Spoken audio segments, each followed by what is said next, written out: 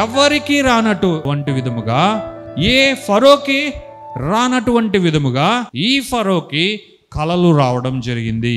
ఇక్కడ మనం ఒక విషయాన్ని గమనించాలి. ఈ ఫరో కొంచెం ప్రత్యేకమైన వాడే. ఓకే, ఆయనకు కళ వచ్చింది, ఒక కళ వచ్చింది, కన్నాడు. ఆ కళ కనిన వెంటనే లేచాడు. ఏంటి నాకు కళ వచ్చిందా అని అనుకున్నాడు. మరలా పడుకున్నాడు. మరలా కళ వచ్చింది. మరలా కళంతా కనిన తర్వాత మరలా లేచి కూర్చున్నాడు. నాకు వచ్చింది కళ, అంతే కదా, నాకు వచ్చింది కళ అని ఆ కళలను లక్ష్య పెట్టకుండా వాటిని నిర్లక్ష్యం చేసి పక్కన పెట్టేసి ఉంటే ఈరోజు మరలా అసలు ఈ విషయం గురించి మనము ఈ విధంగా మాట్లాడుకోము. యోసేపు జీవితంలో జరిగిన ఒక ప్రత్యేకమైన కార్యము, దేవుని చిత్తము, ఆ నెరవేర్పును గూర్చి మనము ఈ విధముగా మాట్లాడుకోము. దేవుని బృహత్తరమైన చిత్తంలో యోసేపు కొరకు దేవుడు రచించిన బృహత్తరమైన ఆ ప్రణాళికలో ఫరోను కూడా దేవుడు మలిచాడు అన్నదే మనం తెలుసుకోవాలి. దేవుని నామానికే మహిమ ఘనత ప్రభావం కలుగును గాక. అతను ఎలాంటి వాడైనా సరే తన హృదయాన్ని సిద్ధపాటు చేశాడు దేవాతి దేవుడు. తనకు కలలను దేవుడే అనుగ్రహించాడు. ఇది దేవుని యొక్క ఏర్పాటే అని మనము గమనించాలి. హల్లెలూయా. దేవుడే ఫరో జీవితంలోనికి ప్రవేశించి దేవుడే తను కలలు కనేలా చేశాడు. ఆ కలల పట్ల ఆసక్తిని కలిగించాడు. ఆ శక్తి ఫరోకి దేవుడు కలిగింపచేసి, హల్లెలూయా, ఇప్పుడు ఫరో వాటి కోసము వెతుకువాడుగా చేశాడు. దేవునికి మహిమ కలుగును గాక. ఫరో కలలు కని మర్చిపోయిన వేస్టే. ఫరో కలలు కని ఆసక్తి చూపించి తర్వాత వాళ్ళను వీళ్ళను అడిగి కాముగా అయిపోయిన వేస్టే. ఇక్కడ మనం అదే గమనించాలి. ఫరో ఆ కలల పని పట్టేంత వరకు నిద్రపోలేదు. కలలు కని ఆ భావం ఏంటో, అసలు ఆ కళ ఏంటో, దాని అర్థం ఏంటో, దాని యొక్క ఇంటర్ప్రిటేషన్ ఏంటో, కళల భావం ఏంటో తెలుసుకునేంత వరకు ఫరో ప్రయత్నం ఆగలేదు. అంటే దీని వెనుక దేవుని యొక్క శక్తి ఉంది, దేవుని యొక్క ప్రభావం ఉంది. దేవునికే మహిమ కలుగునుగాక. తన బిడ్డ కొరకు, తన కుమారుని కొరకు, తాను ప్రేమించిన, తాను తోడున్న యోసేపు కొరకు దేవుడు ఒక బృహత్తరమైన చిత్తం కలిగి ఉన్నాడు. కాబట్టి దేవుడు తనకు మాట ఇచ్చినట్లుగా, తనకు కళ ఇచ్చినట్లుగా దాని యొక్క దర్శనాన్ని యోసేపుకు తెలియపరచున్నట్లుగా యోసేపును దేవుడు తాను వాగ్దానం చేసిన ఆ యొక్క ప్రదేశానికి, ఆ స్థితికి దేవుడు కొనిపోబోతున్నాడు. కాబట్టి అది నెరవేర్చబడాలి. కాబట్టి ఆ నెరవేర్చే క్రమములో ఫరోను కూడా దేవుడు తన శక్తితో, తన ప్రభావముతో నింపి తనను వాడుకోవడం జరిగింది. దేవునికి మహిమ కలుగును గాక. Hallelujah. Now let us turn Genesis chapter 41. ఆదికాండము 41వ అధ్యాయము మొదటి నుండి కొన్ని వచనాలు మనము చదువుకుందాం. 2 ఏండ్లు గడిచిన తరువాత ఫరో ఒక కల కనెను. అందులో అతడు ఏటి దగ్గర నిలుచుండగా చూపునకు అందమైనవియు బలిసినవియునైన 7 ఆవులు ఏటిలో నుండి పైకి వచ్చుచు జంలో మేయుచుండెను. వాటి తరువాత చూపునకు వికారమై చిక్కిపోయిన మరి 7 ఆవులు ఏటిలో నుండి పైకి వచ్చుచు ఏటి ఎడ్డున ఆ ఆవుల దగ్గర నిలుచుండెను. అప్పుడు చూపునకు వికారమై చిక్కిపోయిన ఆ ఆవులు చూపునకు అందమై బలిసిన ఆవులను తినివేయుచుండెను. అంతలో ఫరో మేలుకొనెను. ఇది మొదటి కళ. తర్వాత రెండవ కళ కూడా చూద్దాం. మొదటి కళ అయిపోయింది, ఇది మొదటి కళ. ఏంటి ఆ కళ?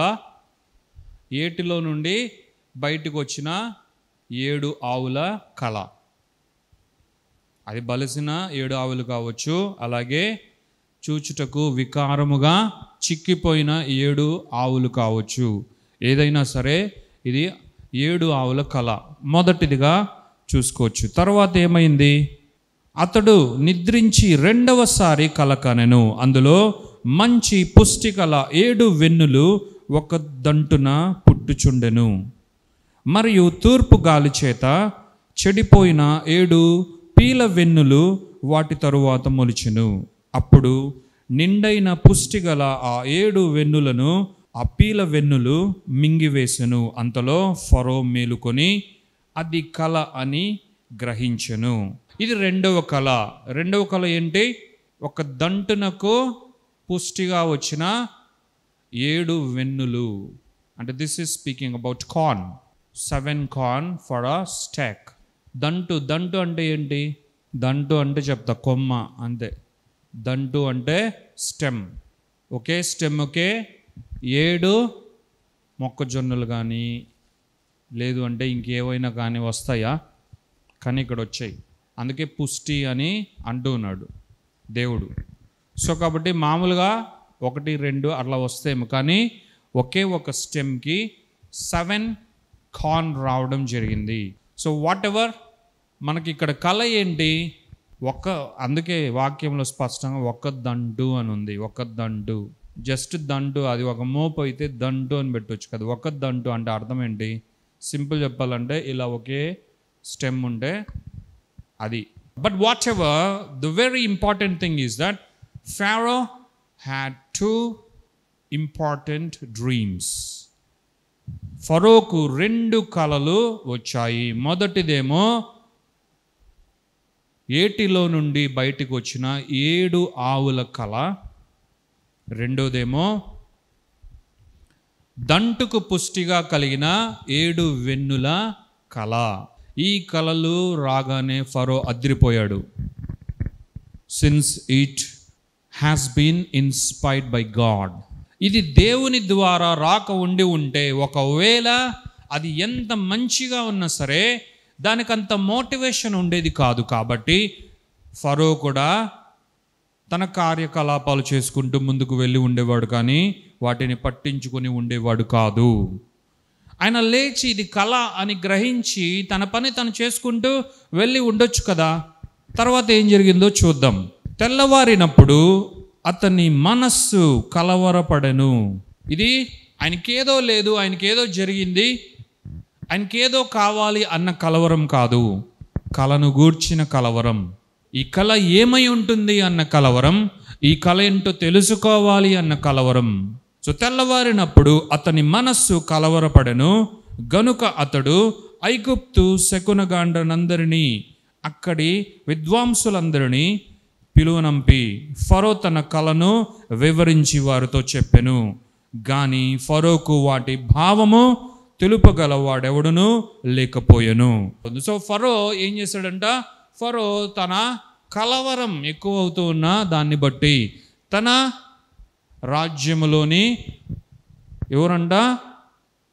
సోదె చెప్పేవాళ్ళు, లేదంటే శకునం చెప్పేవాళ్ళు. శకునగాండ్రు అంటే ఒక సూచనను బట్టి ఇదంటే ఇది నీకు ఎలా జరుగుతుంది, నీకు ఇది సంభవించబోతుంది అని అలాగా ఆ రోజుల్లో ఉండేవారు, ఈ రోజుల్లో కూడా ఉన్నారు. ఇదంతా కూడా దట్స్ అగైన్ యాంటీ గాడ్, దేవునికి విరోధముగా ప్రయోగింపబడే ఆత్మశక్తులు అవన్నీ. సో శకునగాండ్రను, అలాగే ఇంకా ఎవరంట?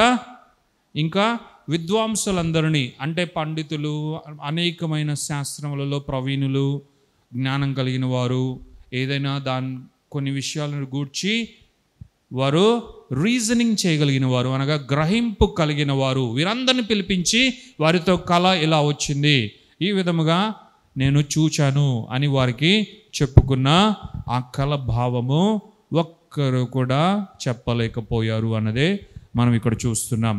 వెంటనే ఇప్పుడు మన పానదాయకుని పార్ట్ వచ్చింది. పానదాయకునికి ఇప్పుడు నర్వ్స్ అన్నీ కూడా జీవంలోకి వచ్చాయి. నర్వస్ సిస్టమ్ అంతా కూడా ఫంక్షనింగ్లోకి వచ్చింది. ఏం జరిగిందో చూద్దాం. 9లో ఆదికాండము 41వ అధ్యాయము 9వ వచనంలో, అప్పుడు పానదాయకుల అధిపతి నేడు నా తప్పిదములను జ్ఞాపకము చేసుకొనుచున్నాను. ఎత్తడంతోనే నాకు ఒకడు తెలుసు, ఒకడు హెబ్రీయుడు ఉన్నాడు, వాడిని పిలిపిద్దాం అనలేదు. ఏమంటున్నాడు పానదాయకుడు? నేను నా తప్పిదములను జ్ఞాపకం చేసుకుంటున్నాను ప్రభు, రాజా, నా ఏలినవాడా, నేను నా తప్పిదములను జ్ఞాపకం చేసుకుంటున్నా. ఏం తప్పిదం చేశాడు పానదాయకుల అధికారి మనకు తెలుసు. సో కాబట్టి the dream that God has cast into Pharaoh is creating an influence in each and every person. అదే మనం ఇక్కడ చూడాలి. దేవుడు ఫరోకి ఇచ్చిన కళ ప్రతి ఒక్కరిని ప్రభావితం చేస్తూ ఉంది. ఎవరైతే దేవుని యొక్క చిత్తములోకి రాకూడదో వాళ్ళందరినీ ఈ కళ విసిరివేస్తుంది. అది శకునగాండ్రనైనా సరే, విద్వాంసులనైనా సరే, వారందరూ they were banished away from the will of God. వారెవరు దేవుని చిత్తంలో లేరు. వారు అనుకున్నది చెప్తే ఇక దేవుడు ఎందుకు, దేవుని ఆత్మ ఎందుకు, దేవుని శక్తి ఎందుకు? వారు ఏది చెప్పాలనుకున్నా సరే అది వారి యొక్క శక్తికి కుదరదు, వారికి అది అసాధ్యమే. సో కాబట్టి వారెవరూ లేరు.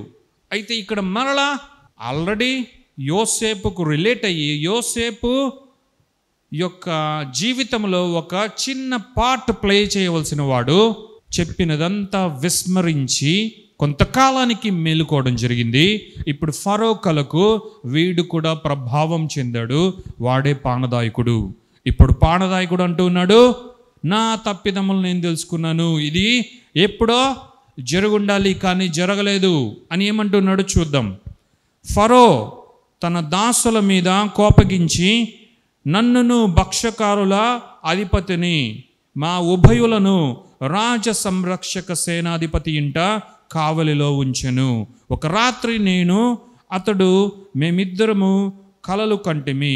ఒక్కొక్కడు వేరువేరు భావములు గల కలలు చెరి ఒకటి కంటిమి.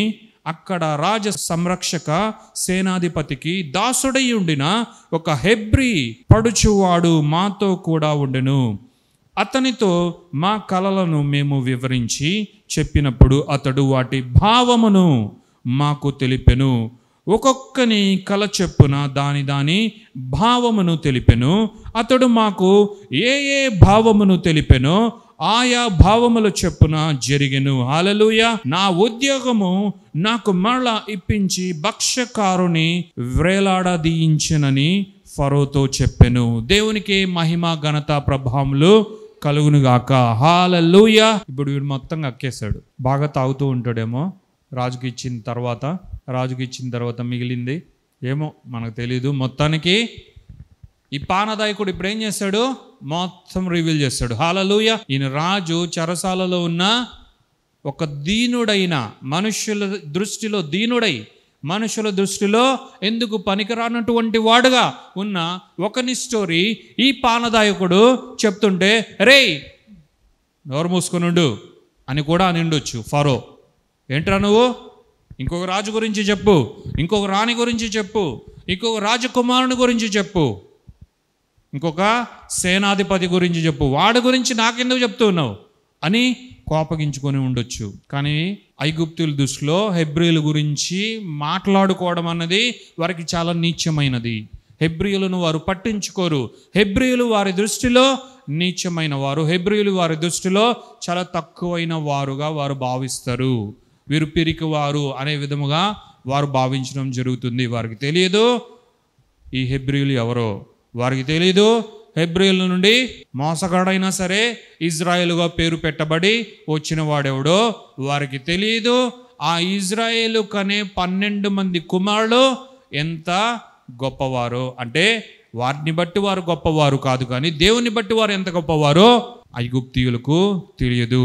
అందులో దేవుని శక్తితో ప్రభావముతో నింపబడి చరిత్రని మార్చినటువంటి యోసేపు ఎంత గొప్పవాడో వారికి తెలియదు. కాబట్టి వారంటే చిన్న చూపు. ఆ విధముగా భావించి ఫరో అన్నిటినీ ఆపివేసి ఉండొచ్చు. చూసారా, ఇదంతా దేవుని యొక్క ఏలుబడి క్రింద జరుగుతుంది. కాబట్టి అన్నీ కూడా పాసాన్ అయిపోతూ ఉన్నాయి. హల్లెలూయా.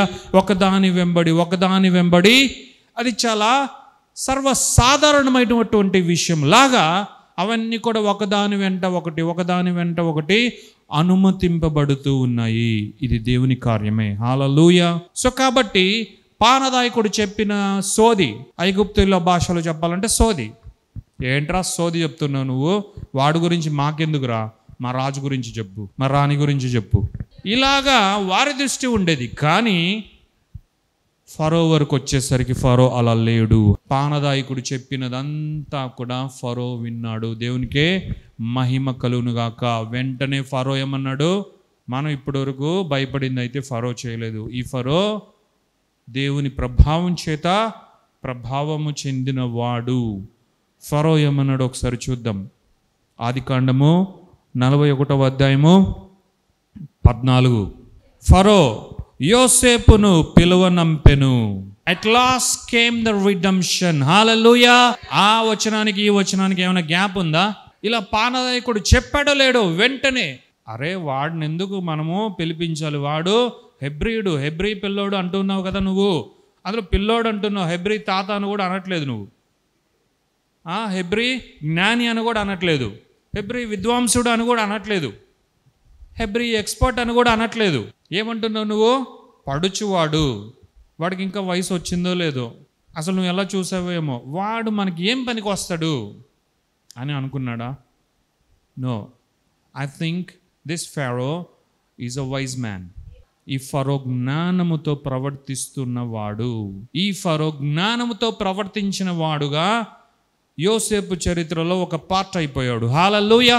ఎందుకంటే ఇక్కడ పానదాయకుని కూడా దేవుడు మామూలుగా వాడుకోలేదు. వాడు చేసిన తప్పిదం ఏంటో వాడి చేతనే దేవుడు మాట్లాడి, హి was almost all asking for forgiveness. నా తప్పు నేను తెలుసుకున్నాను అంటే హి వాజ్ రియలైజింగ్. సో కాబట్టి ఇక్కడ పానదాయకుడు లేదు నేనేం తప్పు చేయలేదు అనట్లేదు. నా తప్పిదాన్ని నేను తెలుసుకున్నాను, ఇప్పుడు నేను ఒక విషయాన్ని చెప్పబోతున్నాను, ప్రభు ఒక్కసారి విను, నన్ను అనుమతించండి అని ఆయన ఏమంటూ ఉన్నాడు? ఆయనకు జరిగినదంతా, సేనాధిపతి గృహంలో బంధింపబడిన వారు ఎవరైతే ఉన్నారో ఆయనకు జరిగినదంతా వివరించాడు ఈ పానదాయకుడు రాజుకు. రాజు విని వెంటనే ఏమన్నాడు? యోసేపును పిలిపించండి. హల్లెలూయా.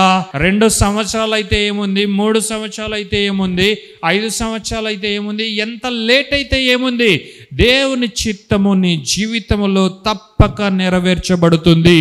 అయితే నీవు దేవుని పైన ఆధారపడితే చాలు, దేవుని పైన నమ్మిక ఉంచితే చాలు. ఇది దేవుడిచ్చింది కానీ మనుషులు ఇచ్చింది కాదు.